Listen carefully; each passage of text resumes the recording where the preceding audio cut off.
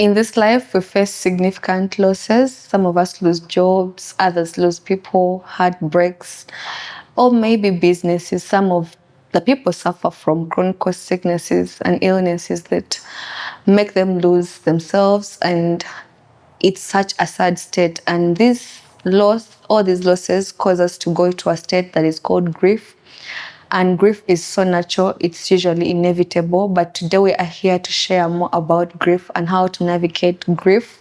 It is different for each person. Let's get into it.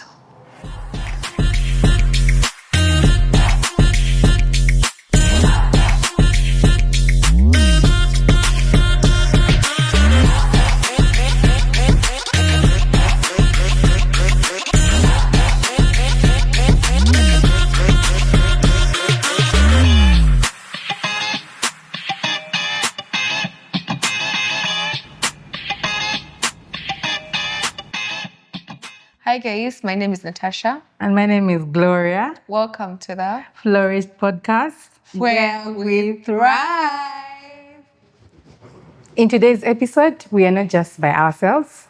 With us, we have an amazing lady. I won't say her name, but I'll allow her to just go ahead and introduce herself to us. You're welcome. Babs. Hi guys, my name is Barbara Nangendo and my friends call me Babs, Babi, B, honestly, whatever is within that variation. And I'm really honored to be here. Thank you, Gloria. Thank you, Desire, for inviting me to this podcast, the Flourish podcast. I've been watching you guys' episodes. I'm always watching them. I'm like, yeah, but thank you for inviting me. A little about myself. Well, I am a communication specialist, PR and communications, and I also do graphic design, and I also have a podcast of my own. It's called Unofficially. Officially Braless. What? Yes. If you want to know more about it, go and search about it. Officially braless. Officially Braless. As in bra. Yeah. Braless. No bra. Jeez, Forget about it. guys, Yeah, it's on it's on Netflix. It's on all streaming platforms, right? Yeah, it's on all streaming platforms, YouTube, Spotify, Apple Podcasts, wherever you can listen to a podcast, yeah. So let's get into the discussion. I know that today's discussion is a bit calm, gloomier, but then we have nothing to do but talk about it because we know that it's not only us. As I said in the introduction, it's a natural thing. Yeah. It happens to everyone. Everyone out there loses something, one or two. And Barbara today has a story to share with us. Barbara has introduced herself, and we'll just want to hear her story and what she has to say about what grief has been like for her. And we don't want to say the thing ourselves, so you just go ahead and share what grief looks like or what it has been like these years. So for me, when it came to grief, I didn't even know what grief was. I had no idea. I didn't know what death was. The only time that I knew death, I would hear from my mom saying, "Oh, auntie, this has died. Uncle, this one has died. Oh, the other mechanic who lives here has died." But as a kid, I never knew what death was. So in senior one, that was 2010, that's when I lost my mom. Yeah, she was the first person that I lost. And to be honest, I don't think my brain processed it really well. I was just a 13-year-old kid. I know. I was just entering adolescence. Like you have no idea. That's a season where you actually even need You your need your mom mom the most. And you know a mom, that's everything. She's your everything. She's your world. I honestly lost the love of my life. It's a beating. Yeah. So Sorry about your loss. Yeah, thank you. So when my mom died, I I cried. I cried at the funeral, but I don't think I really gave myself time to actually process what had happened. Yeah. And then, sorry. Yeah. So when she died, I had to go back to school. You know, the thing with grief is that the world won't stop turning. You know, Exactly. But the world doesn't stop. the world doesn't stop. The There are Baganda no say, public holidays. "Ekubo mnakutecha." Like you face, and life will just move on. Generally. Yeah. So I had to go to school. I had to go to my class. Yeah. And even when I reached, because you know, a term was like 3 months long. So they only go to, I didn't tell anyone that I lost my mom. Even the school didn't get to know that. No, the school didn't, because I didn't want to talk about it at all. Yeah. So halfway through the term, that's when the dean called me and was like, I'm so sorry about your loss. I've just found out. Yeah.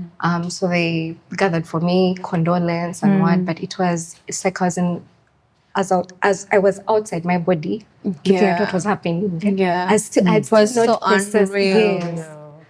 I'd still not processed what had happened. So I think the dean coming to class was the first time that it actually hit me like, oh, it's like I'd just been woken up from a dream that my mom is gone. Yeah. Yeah.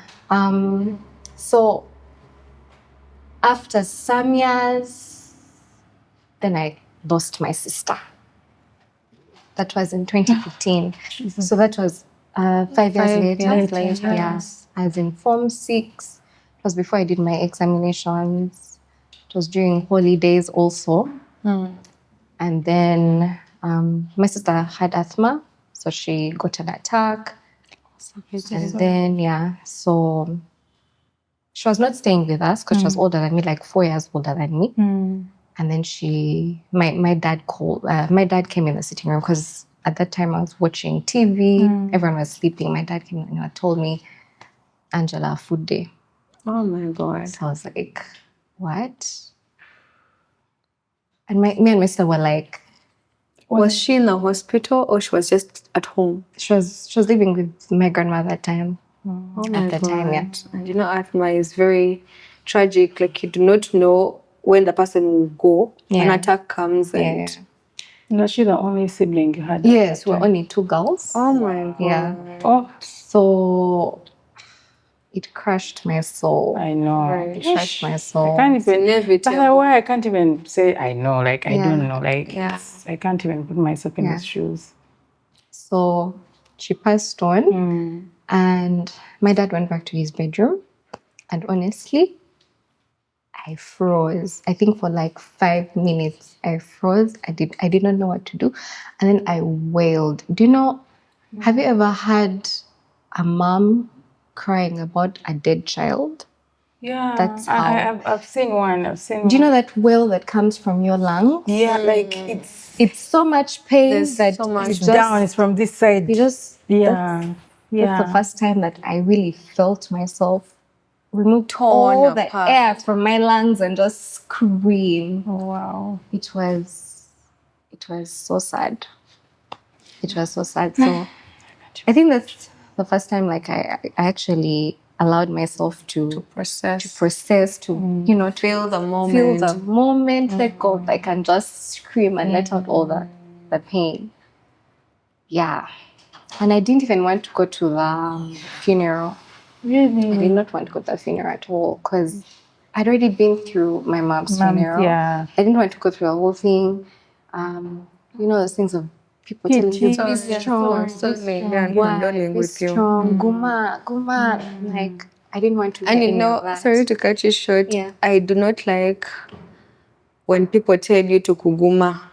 Because honestly, in that moment, you need to just cry. You know, when you people don't understand what you're going through. Yeah. So you tell me, Guma, when will I ever cry? Do you know what that's what it meant to me? So it's really... Yeah. Proceed, please. Proceed, sorry. So I just didn't want to go through that again. But my auntie told me, no, you have to go for your sister's funeral. It wouldn't look right. Look good, yeah. It doesn't. So yeah, we buried her the next day. I didn't even cry at her funeral. I didn't cry because I was just so done. I was numb. I was not feeling anything. I was numb. And I actually have half siblings, so they were with me. And someone came and told me, Kati, you're the oldest. You have to be strong. Your siblings are looking up to you. I know. Guma, guma. And at that point, I just looked at the person and I didn't know what to tell them because Exactly. The confusion, like now immediately taking up the firstborn role now. Exactly. That we have moved fast. I was so used to being the last one because at the time I actually just met my half siblings when I think after my mom's death, that's when I met them.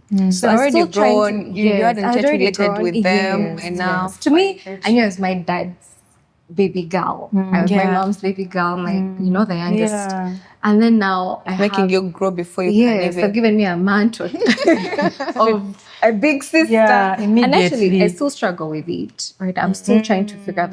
Sometimes I wonder, am I really a good big sister? Yeah. I even ask my siblings, and I'm like, I actually apologize to them all the time. Tell them, I'm really sorry. I don't know. don't This know is how a to new feel. job I for know. me. I don't know how to do these things because my entire life I've just been looking up to someone. Someone else. And then, before you know it, she's cut short. And Yeah. So the lady told me, you're not kuguma because you're now the eldest, and I didn't know how to process that at all. So Well, my sister's death really broke me. I actually remember one time at school. Actually, when she died, we went for the funeral. Then I had to go for a geography trip, a school geography trip the next week. indeed, life has to move on. Life had to move on. And then school started, and I remember I was so angry at life, at God, I was so angry. I was angry at my dad. Then I even broke down one time in the dormitory, and I just cried. I cried. I told my friends. I don't think I told my friends because the entire time I was just trying to be strong. Yeah. But at that point, I told my friends that you guys, I am so sad. I'm so sad. And I just cried, and everyone just came and hugged me and told me, Babs, we didn't know that you were holding this. Even people were asking, what's wrong? Why is she crying? And we're she lost her sister. What? Yeah. Then, fast forward to 2023. My dad has always been he was always a healthy man. He used to jog in the morning, he used to do exercise, but the problem is that he had diabetes. There's a diabetes. Diabetes. Yeah, and it's in 2023, out of nowhere, his health deteriorated. Yeah. And then they took him to the hospital, and then he died. Just like her. But I don't want to make it seem like my mom's and sister's deaths were not valid. Yeah. But with my dad, that one really, it shattered me completely. Yeah. The entire world now was gone. I was like, I'm alone now. I don't know what to do.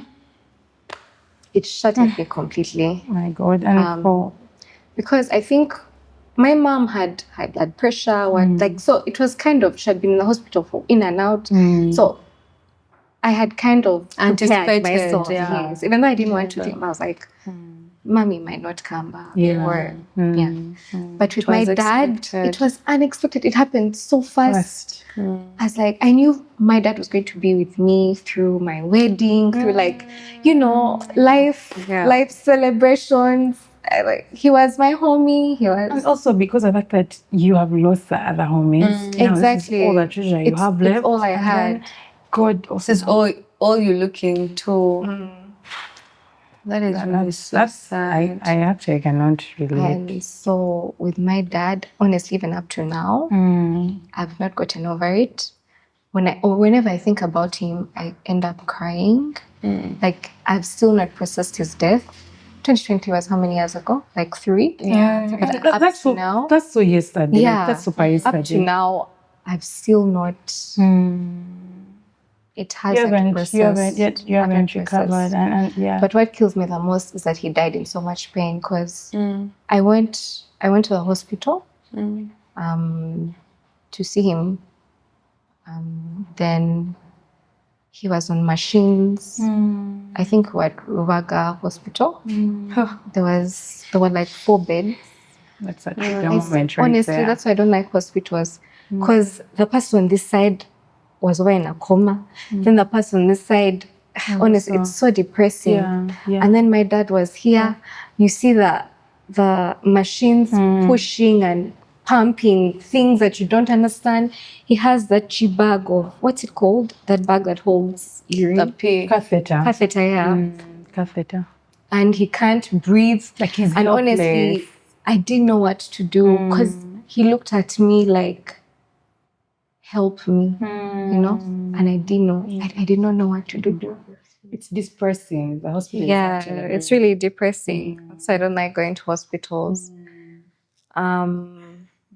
Yeah, so I really didn't know what to do for him. But you know, someone looking at you and they're like, they don't know what is happening. Yeah. And all I could tell him is that, Daddy, I'm here. I'm here. And he smiled. And then I couldn't take it anymore. I left the room and I went and sat in the waiting area. Then the doctor came, talked to my aunties, and told them that he was having kidney failure. And I think that's when, because I've heard of people having kidney failure, and for me, when I hear that, I know that it's a done deal. He's going to die.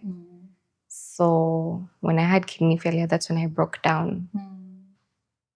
I couldn't believe that it was happening. And then they were like, oh, he needs dialysis. I didn't know dialysis was so expensive. Yeah. I think over 1 point something. And talk about how expensive Ruvaga is.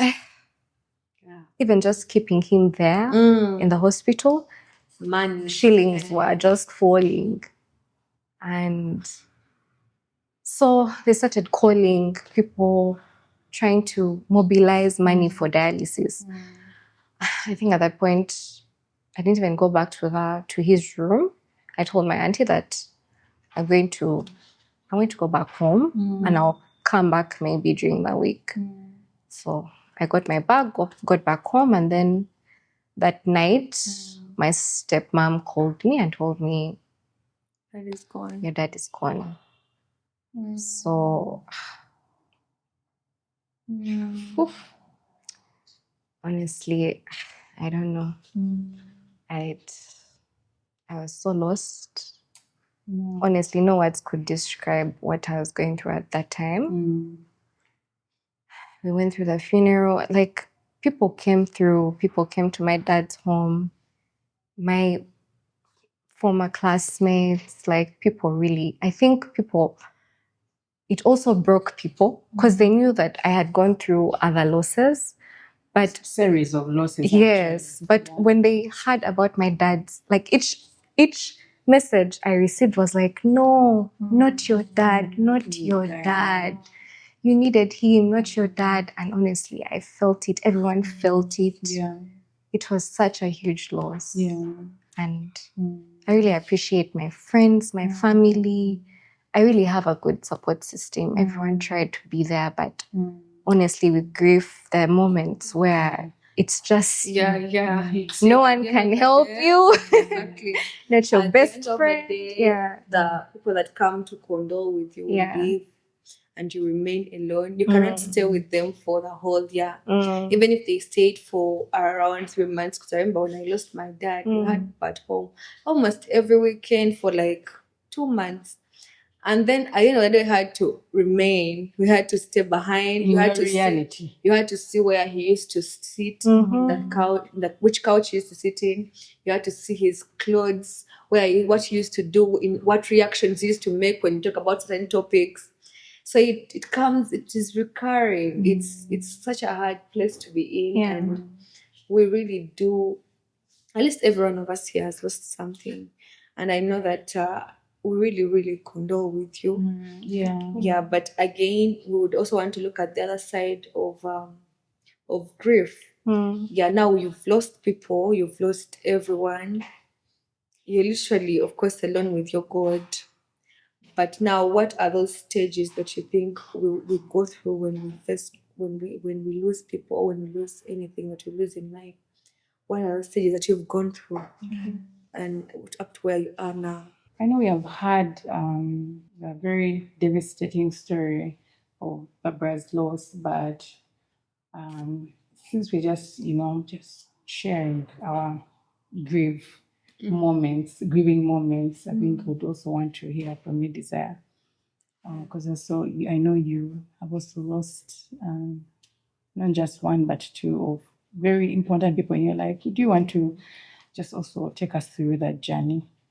I don't usually share about like family and all, but I did lose I've grown up with a dad that did not, not my biological dad, but he raised me. I met this gentleman when I was 6 years old. Wow. So he literally took up all my childhood. If you talk about a dad, I would recognize this man. And he was so gentle, so loving. You know, there are scenarios where they say step parents are like the worst and all those things. Like, you don't encounter anything like that with him. He was so, when you get sick, you have that was one to school, picks you from school, drops you. I literally got to know about taxis recently because of how he used to take care of us. When you're going somewhere, he drops you, he picks you, so all those things. So he's the definition of a dad that I had. So first I lost my real dad, and that was in 2024, in the month of September. I was at work, normal day at work, but like 3 days prior, my dad had called me. Okay, when I finished campus, he was trying to bridge the gap that we had. He tried to come on board. And you know, I love that. I want to shout out with my pastor. My pastor, you know, when your parents are separated, sometimes children tend to take sides. So I had taken a side and I thought this was all, but when I grew up, I said, let me find out. Like my pastor told me, you know what, Asha? No matter what you do in this life, your dad will always be your dad, your biological dad. And she told us, it's in the Bible, I don't know where it is exactly, that God chose our fathers. So whichever dad you have, that's your dad, I'm telling you. Whichever parent you have. That is your parent. And God had a reason as to why that was your parent. So I tried to also come on board to mend the relationship with my dad. And we started to work out. Then he told me when I talk about the reason that's why they broke up, and those things to bring closure. And we did have that closure. So we were in touch at the time that he died. That's what really, really pained me so much.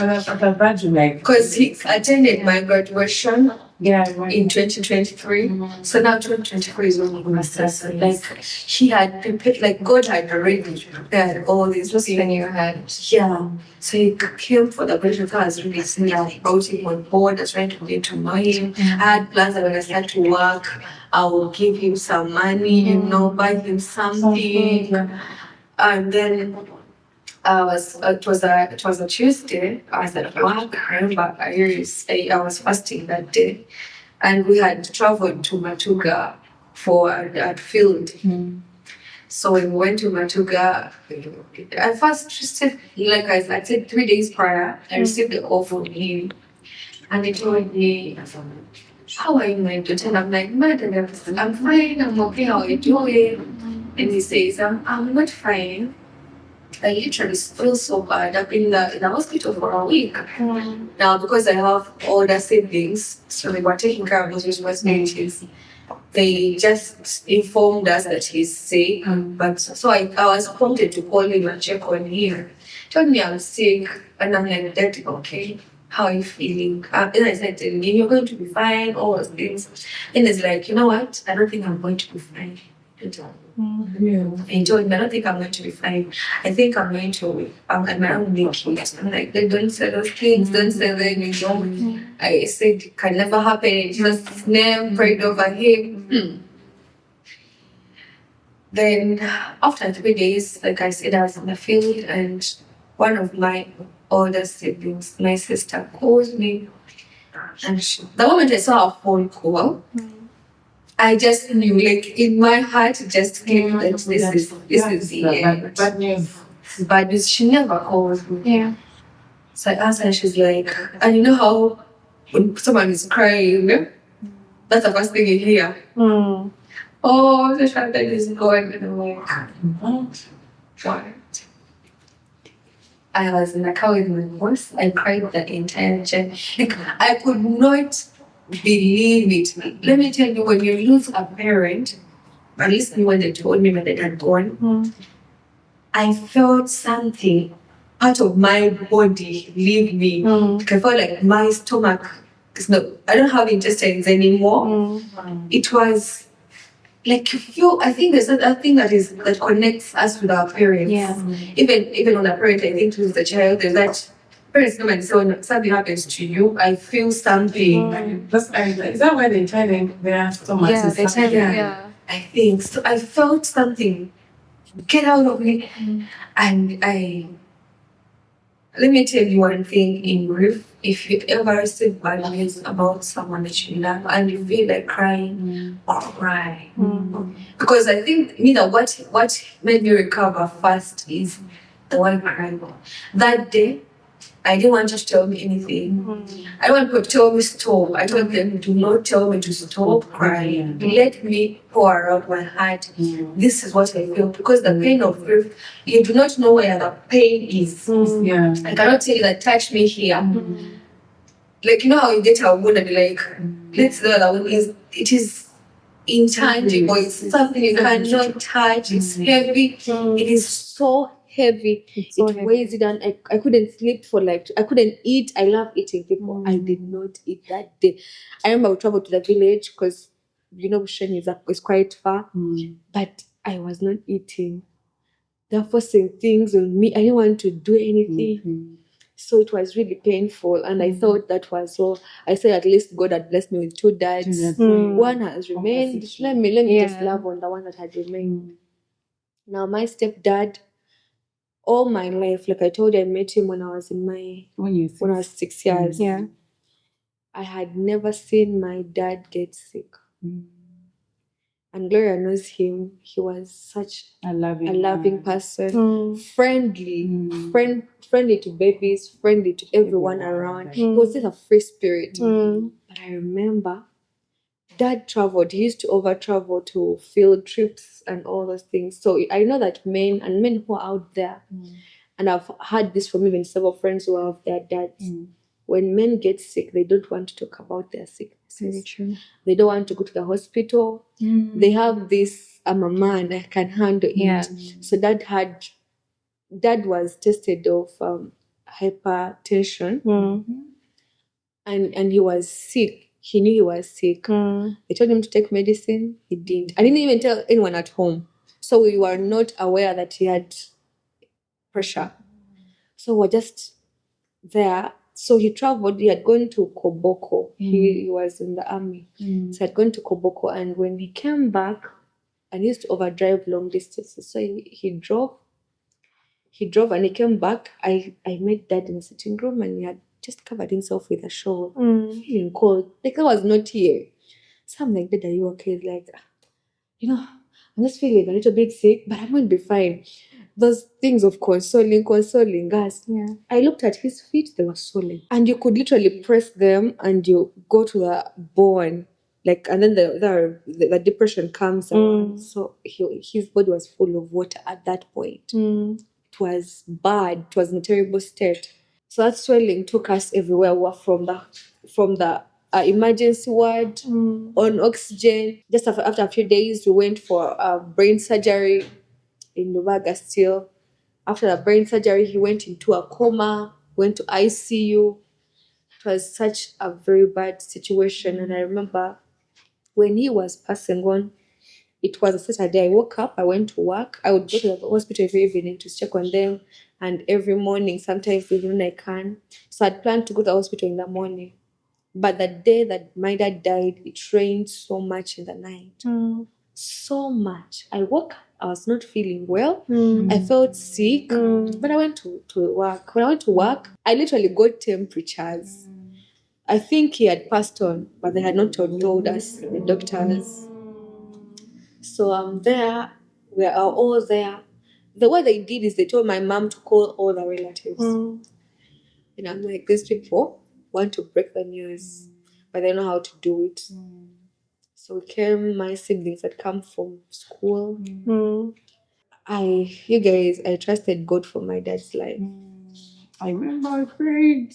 I trusted God for my dad's life. Every bad news, I would say, no, God, you're able to do it. Yeah. I remember you with Lazarus. I remember you with who and who. I said, God, you're able to do it. I'm not going to lose my hope in you. And I think because I held on to Jesus, even before he died, his death, I was able to stand for my family in that moment. That's true. Because when it broke the news to us, I looked at my siblings. They're young. They do not know bad life. They do not know living without, and mostly the one who follows me loved our dad so much. They were like besties. He would literally carry her all the time, even at her big age. So I was just imagining what she's going through. Then I looked at my mom, who had lost her best friend. Someone that she would, sleep with in the same bed every single day, talk to every single day. First, she never left the hospital for a whole month. With him, carrying him, cleaning him. I said, God, the only thing I have to do is be strong for these people. But it was very tragic.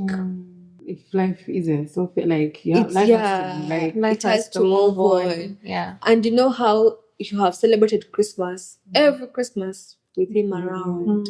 And now this particular one, you're there for his funeral. Yeah. So I think and that was it. Yeah.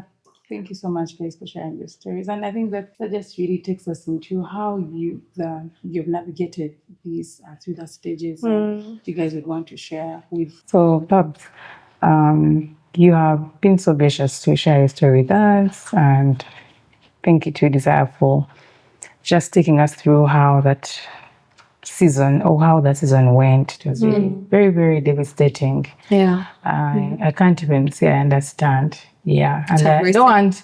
It's a wrong statement. Yeah, it's a wrong statement. By the way, there's even mourning etiquette, guys. So never say that I understand. There's you don't get everything. There's actually... Even if you lost someone too, it is different how we all related with those people. So you cannot say I understand. I don't know how she's feeling. Yes, we both lost our fathers, but it's different. Yeah. Just if you don't know what to say, just keep quiet. Can just say I'm so sorry. Yeah, and just really just be there. Be there. You don't have to say anything. By the being there helps a lot. Yeah. I just have to see you there and I feel loved. Yeah. You cannot even don't tell me to stop crying. Don't tell me to stop crying. So I think those are some of the things we want to really touch base. What are some of those things that you think people out there should know about grief? And how to navigate.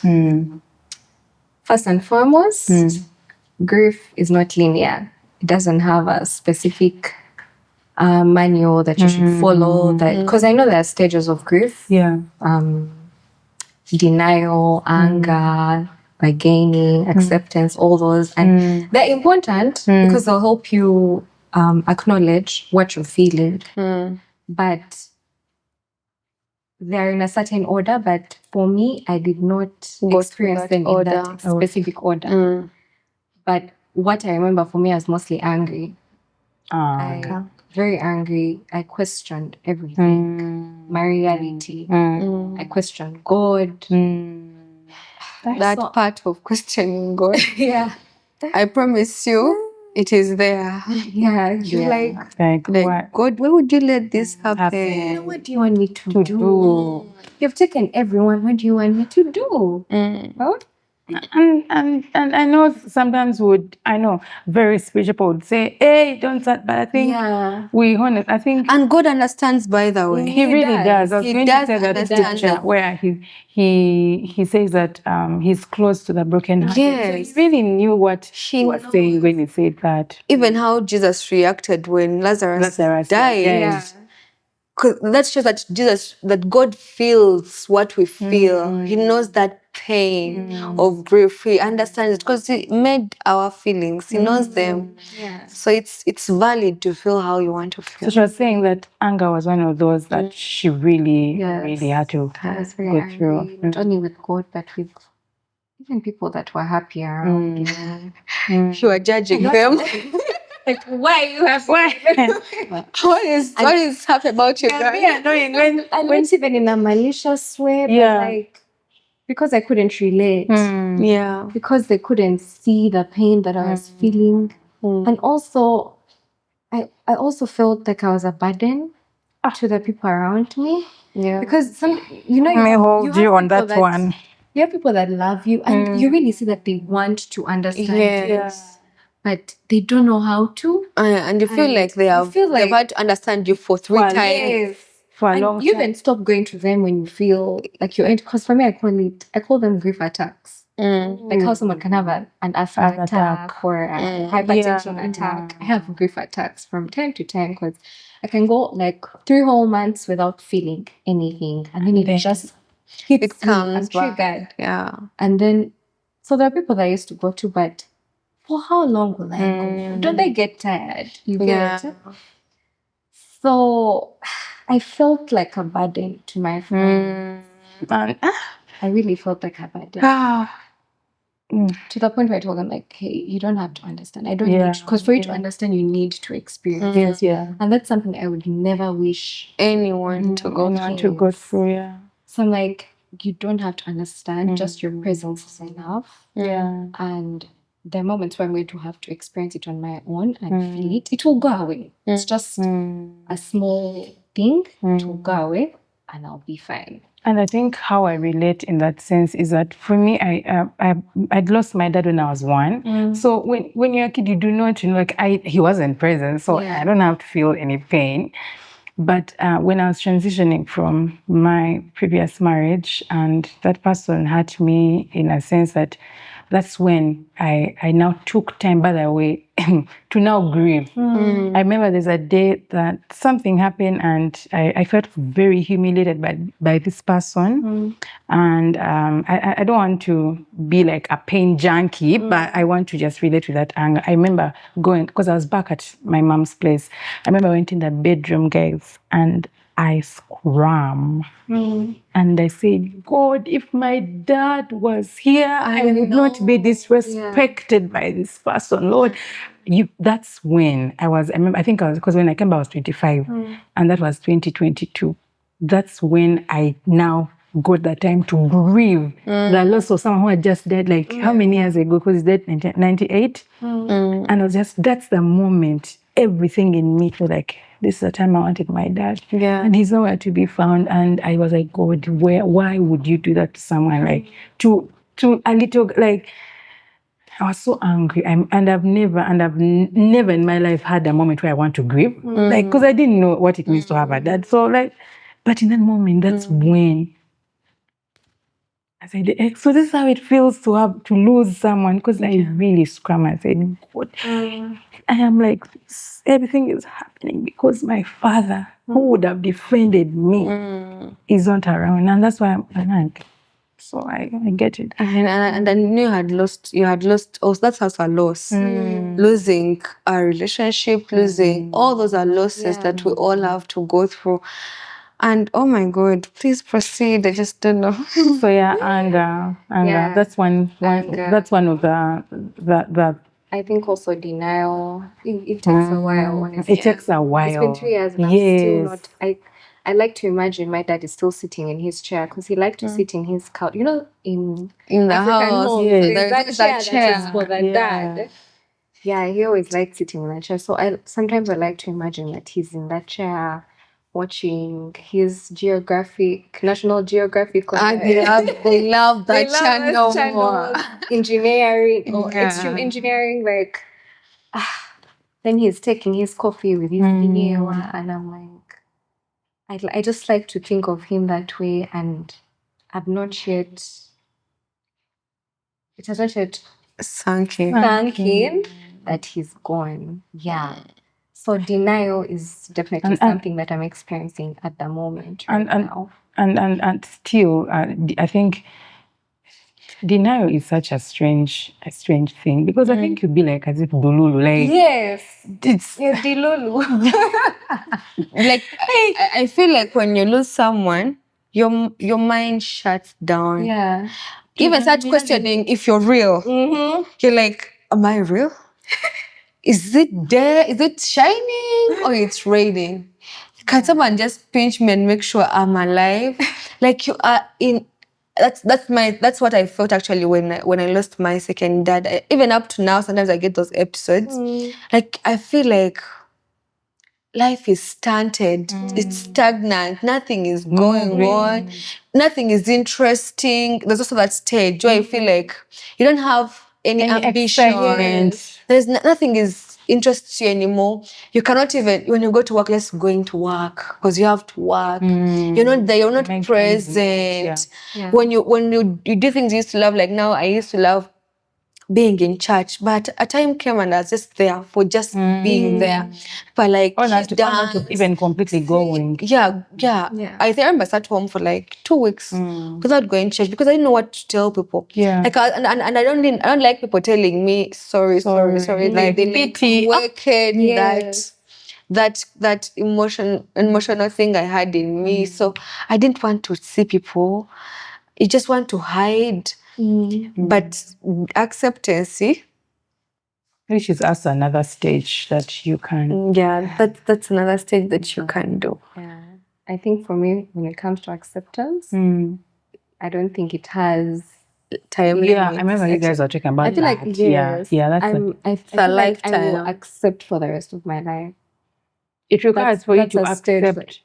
In fact, by the way, even for you to even allow God to penetrate in you in that room inside your heart that is grieving, there has to be acceptance and say, I am actually I surrender to you. Yeah. I surrender to you. I think also with grieving is you have to grieve the person that you were before the person died. Because you were a different version of, because when that person dies, they die along with that version of you. So now you have to show up differently. I was grieving so many versions of me that I'd lost along with all my immediate your dad's being defended, being loved. I had to grieve all those versions of me. Yeah. And so I kept on holding on to those versions, but I had to accept that I'm a new person now. Grief changes you, by the way. Yeah. It changes you completely. You're no longer the person that you used to be. And now you have to be strong for yourself. Yeah. Because there's no one to comfort you and say, mind that you're gonna make it. Yeah. You have now to step up and have those ambitions and make sure that your dad would be proud, or your mom, your family would be proud of who you become.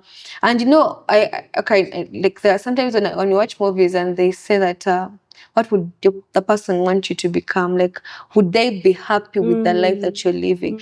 I know that when you lose someone or something, you feel like life doesn't make sense, but you have to keep on pushing. Like we already said, that life does not stop.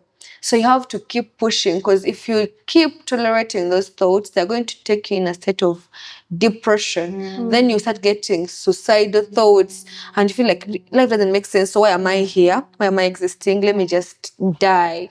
And be like, let me just join them. They're there maybe having fun without me or something like that. Like you imagine them, because they have all gone. Yeah. You're the one remaining here to suffer with life. So you're like, I could just... Yeah, but I love when, just taking us back to the story you're telling, that after the loss of all these people and life was going on, and something I did love to us to vent or just talk about is that process of now laying these people to rest. As now that we know that grief is a part of us, but also this kind of like death, like putting in the soil. That's what I mean. And people should work their budgets. If families are there and they can support. let them support. But I think people shouldn't go like completely go out of their way to see that these things where they're drained. They're already drained. They're drained emotionally, now they're going to be drained financially. Then I would also want to acknowledge that people should also plan. Hey, there's what what do we you call mean by life an insurance company? Yeah, you have to. Let me tell you, these are realities. And these are realities, by the way. It's real. It will happen at one point. And who are parents? But how have we planned? You plan for it. There is what you call life insurance, like I already said. You keep depositing their money. When there's a guy, dad gets there's a guy on that topic. There's a guy that please go ahead. There's a guy that passed. He was a young guy, but he died in a car accident. He was rich and very young, like 33. But I don't know, this guy had insured his children. There were like 3 young girls, like 1 to like from the age of 0. They had a newborn. Then the oldest was like 4. But that guy, I don't know where he got the wisdom from. He had insured his children. I think he had money. He was a business tycoon in town. And when I was very inspired by that. I know they were grieving, just people, but the woman was seated like this. You grieve with boldness. Yeah. What am I going to do now? Like a body. My mom has died now. What not next? Money. The house is going to now. We don't even have money. We don't even have a casket. We don't have poverty. Poverty is just screaming your name everywhere. But this is a very important topic. People should plan. I think we should. I should tell my siblings and begin saving, because either way, our parents are going to pass. Not now. Whenever we will have even someone else in the family, because you cannot know who God will take. Even myself.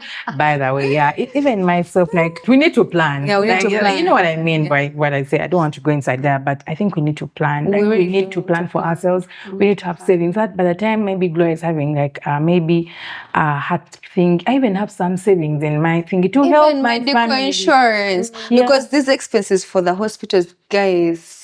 They're crazy. And you know, hospitals don't want to know whether a woman for whatever. Because the first thing they'll ask you is pay this amount before you work on your patient. As they are going to take vitals, as a child, the person is in a triage, they're asking you for 200,000 upfront.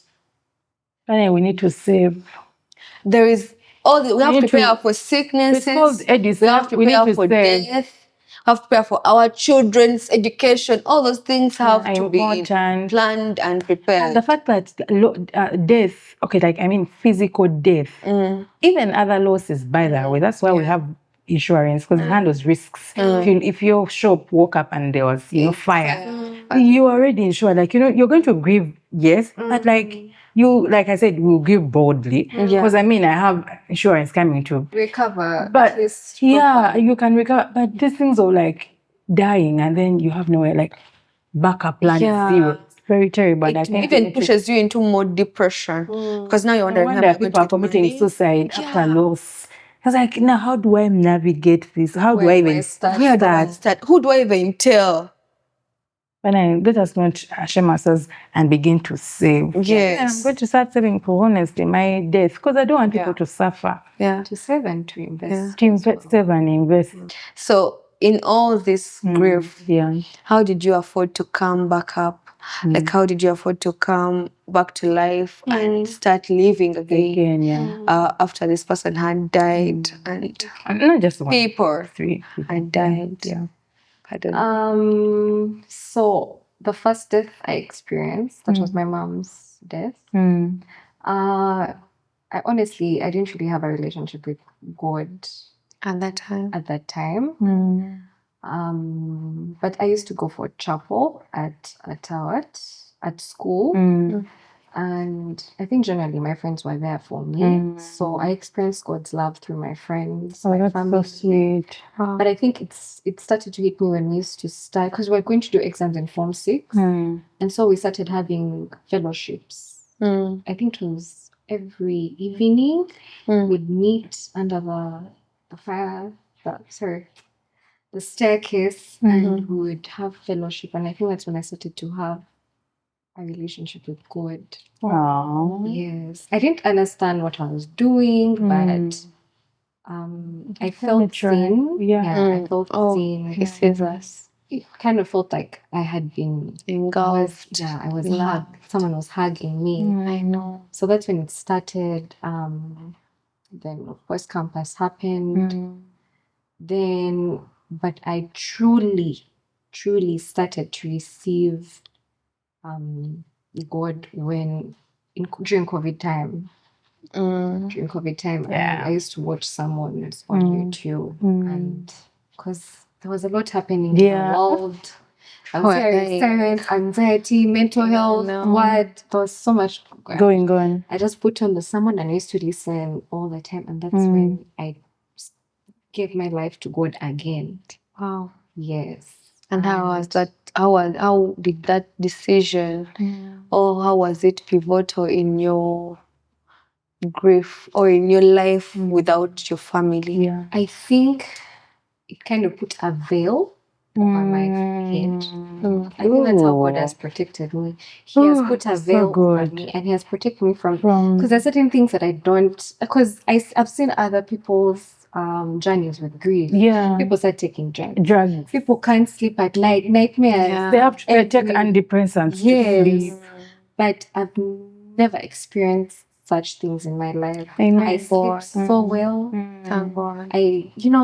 There's a way just provision has come into my life. Amen. Wow. Yeah. Thanks to God. Yeah.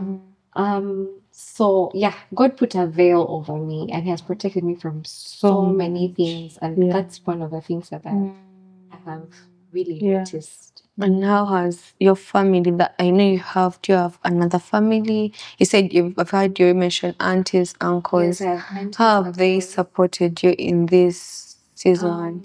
Mainly financially. Financially. Yeah. Because you had school in there. Yes, but I think that's something that I'm also still trying to navigate. It's because when I lost people, I'm already an introvert. But when I lost people, I entered a cage. Certain level of introvert. Yes. I don't know which one. Another realm. Introvert times two. That's indeed another realm. I know my extended family loves me. I know they want, because they keep, they keep on reaching out. They're like, Barbara, why don't you call? Why don't you come? And I don't know how to explain to them that, guys, I love you so much, but I'm still trying to process what I'm going through 15 years later. Like, I'm still trying to process it. And it's not because I don't love you. It's not because, but I just have to enter this cocoon and just process things. Yeah. Yeah, so that's something I am still struggling with. In that, even if I'm to go for a family gathering, it's so hard. That's something that I'm triggered times 100 because everyone's like, this is my dad. Oh, this is my family. Not only that, 'cause my aunties remind me of my dad. My uncles remind me of my dad. Yeah. Like, during family them. gatherings, we used to be as a family. My sister was there, my mom was there. So now I'm the only one that's there. I'm the only one representing my family. It's just you're seated on the firstborn seat, which actually is the lineage seat. Yeah.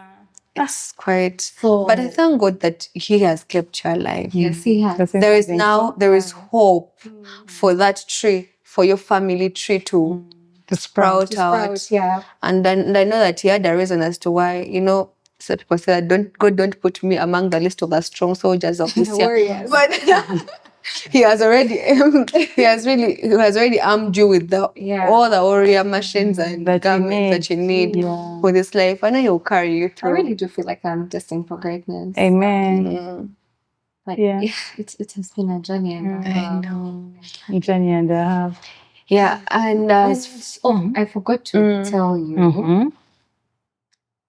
There's that silence that I can't really describe that happens after someone has died. It's so quiet. Is that the one in the stages? or it's No, just it's not in the stages, but it's a just situation it's like so quiet, especially when the funeral is done. People have I left get you. you.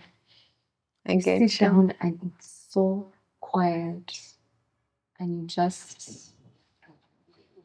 you don't know how to take in that silence. Yeah. Like I really like quiet spaces, but It's quieter. it's still quiet. that particular one was It's extra. the quietest. I think it's also psychological. Yeah, it is. Yeah. My life has been very silent. How could you share something of how you could back up? Because yours is also very raw. It was just last year. Is it? Yeah. Last year in November. Yeah. December. Yeah. First So week. it's not even a year. It's not even. Yeah, yeah. I'm making 6 months, I think, this year. Yeah. This month. Yeah. So you even track the times. I do. I can feel that day. I know that day. I know that time and how it felt. I can still know. As for me, how I go through it, number one, if you have not watched our last episode before this one, you need About to know friendship, huh? their friendship. I have seen my friends come through. You guys, my friends traveled to our village. And just seeing them around gave me so much strength. Yes. I felt like I have a tribe to lean on. And not only girls, even men and boys that are my friends, they all came through. People slept wherever. You know how friends have everything. You know, there's no particular bed. Just sleep anywhere you find. So they were there for me. People visited me even after I came back home. People came to Kampala. People sent money. And let me tell you, money is a love language to me.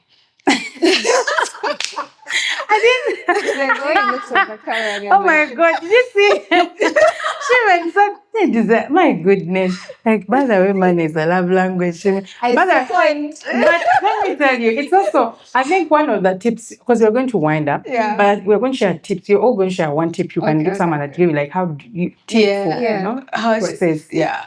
So I think that's one of them. Like, send people some money for something. Because like you've said, that the expenses of the burial and everything, you need the money. You need to look good. I saw you that big hot dress. I was like, come on now, this chick is giving, eh? She's looking good. She was just good. Great. She had those shades of like 100. Like, come on. You know, I want to. Me and Desire are very close, and we can laugh about anything. And in that moment, I said I was behind, and so she was in front because we were in charge. I just went to the village, so I was like, if I was wasn't for this moment, would laugh so hard. But I was like, we are grieving. You guys, midlife has taught me that in every situation, you have to look like a problem. Yeah, true. Don't look like a problem. I agree. If you By need the to, way- whatever makes you feel good in the moment, just do that. So And I think now we're now sharing your tips. it's a tip. Yeah. So Look good. what we did even at our home, because the home would remind us of our dad. Yeah. We changed everything. We covered the couches. We changed the living room, how it looks, so that we can give a feel to the home. Yeah. So I don't have to encounter the same positions that Where he was. Yes. And I think that's a And very that helped us. very good tip Yeah. for people that Yeah. are mourning. that Another women. thing that I did is I took my family out. I took them for a photo shoot because I had planned a remember. photo shoot. Prior to that whole situation. With dad in December, but when he became sick in December, we weren't able to do anything. And yeah, because So after that, I told them, know I'm taking what? you guys for a shoot. Yeah. Went out and I saw them laugh again. That's It so brought nice. so much joy to my heart. And seeing them recover also helps me to recover. Now we Yeah. have to move on. Yeah. We have to move on with life. So that's what I've done. And another thing is I of course, God a million times. Like she said, that hug from Jesus. I'm telling you, if you ever lose anyone, look unto Jesus. He will hug you. I felt him hug me. I felt him touch somewhere no one else can ever touch. Like the Bible says that you have said that he's close to the brokenhearted. Yeah. I felt him mend me. There's that scripture in the book of it's Psalms 28, 10 or 18, I don't know. It says that when my parents left me, God took me up. I've seen Jesus take me up. I've seen him be there. You know me, what I do, I talk to him as if he's there. So I tell him, like if I going through a moment and it's my dad, I'm like, God, if Daddy was here, he would do this for me. I would call him and he sends me upkeep, even at my big age. God, I need this money, all the responsibilities of a dad. And he has done them for me. So it has helped me recover quickly. And then also being together. So she was talking about the fact the hugest anchor who is Jesus in our grieving moments, and I think also my last tip would be community, because I believe in community. I like a fun community. Like I think for me in my grief, because there's also different types of grief. I think for me, the loss of what my life would have been or what I wanted it to be is that I was like, I accepted, and like my life, I am a mom, I was once married, so what next? I'm not going to be stuck in those things. What next? So God gave me good friends. So I think community, getting yourself into that. For me, different communities. Like we had a concert crew. I have a concert group.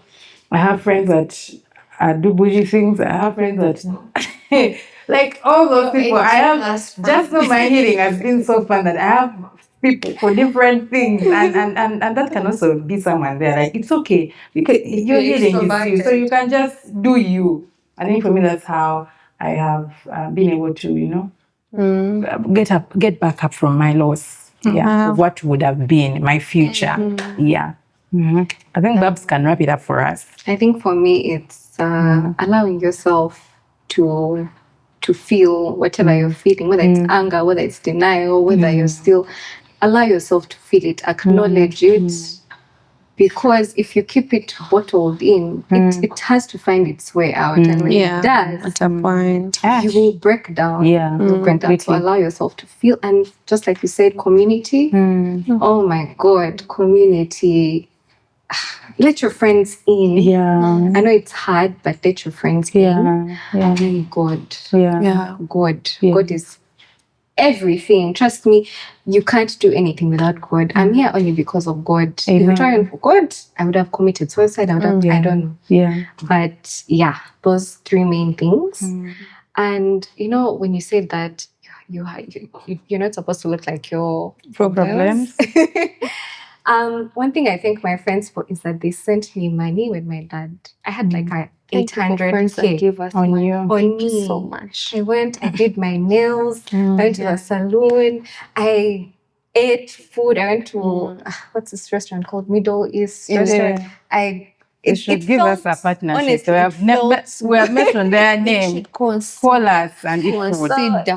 If you even if you just send like a 20-hour, that person will feel loved and seen, and send them flowers. Take them to flowers. Yes. Take them to spas, massage, and facials. This path of healing is very bougie. Come on, guys, find someone to talk to. But also, all in all, just like Gloria said, there are different forms of grieving. All of us, everyone is grieving right now. It might not be death. It might be a job that you want. You have applied for a job. Oh, you have studied. You've even thought about the life you're going to have after you get that job, and then you get that email. It's like, sorry to inform you, but we have chosen another candidate. And then you feel so sad. You're allowed to grieve. Grief has no definition. Nothing. Has no dimension. Nothing. Could be a relationship. You broke up with someone you have dated for 7 years. After the engagement. After the proposal. Oh my God! Oh, he didn't come for the Kwanjula. Oh, and you're already dressed. So don't even go there. But the loss of children, loss of the life that you would have done. I know people that have divorced, and divorce can be very sensitive and whatnot. After like 30 years, even 30 years of marriage, and even a miscarriage is a loss. Yeah, so it's just you're not going to the hospital with when you're pregnant, expecting to come back with a baby, and you come back with nothing. I think people should find who to talk to. Even if you can afford therapy, it would be a very nice thing to do. But for me, it's a very expensive thing for me. It was and still is very expensive for me. But I have found my therapists. They're here, and you guys. We are still broken. I'm telling you, you guys, when you watch our videos and like, Gloria, this is this, I'm like, oh, that's so healing. Thank you. And from there, you've healed. You've touched a certain part of me that you didn't think you would have, healed. So, yeah, keep that love going. Thank you so much for coming a long way with us through this episode that has been having a lot of emotions. And I hope that we have helped someone out there to go through grief or some of the tips. We're not really professionals, but we're talking about something that we've experienced in life. And we hope it will help you. And above all, look unto the Lord. He will solve everything. Please give us a scripture. Lamentations 3, verse 22, it says, because of the Lord's great love, we are not consumed. For his compassions never fail. They are new every morning. And I think we just want to fall in those already available compassions. So make sure to like, subscribe and comment. Anything you've picked from here or anything you would love us to know about grief, your experience with grief. And we are with you in whatever situation that you're going through. If you need someone to talk to, you can always reach out to any of us if you know us personally. And if you do not, just tell us in our comment section. We can be able to follow up and hold your hand. Yes, but make sure to like all our videos, subscribe to this channel, and hit the notification bell so that you're alerted in case a video pops up. Yeah. Have a good day. Bye.